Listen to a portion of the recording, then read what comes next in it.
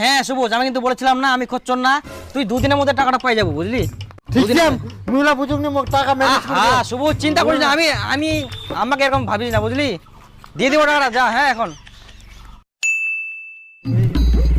ও দীপুদা দাঁড়া দাঁড়া দাঁড়া দীপুদা হ্যাঁ সবুজ। আয় তোমার পয়সাটা কই দিলেন তে?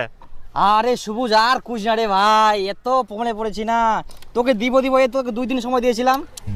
দীপুদা এরকম করলে হয়? দাঁড়া, কি টাকা টাকা দিবেন নাকি? তোকে আমি 2 দিন বলেছিলাম না, আরে কি বলবি, আর একটা প্রবলেমে পড়ে এলাম না, আবার এই সেই টাকাটা খরচা হয়ে গেল, তুই জানিস না। দাঁড়া তুমি দিচ্ছি আমি। ওরে ও মানিব্যাগটা ছেড়ে আসছি রে, টাকা দিবেন? যা মানিব্যাগটা ছেড়ে আসছি আমি।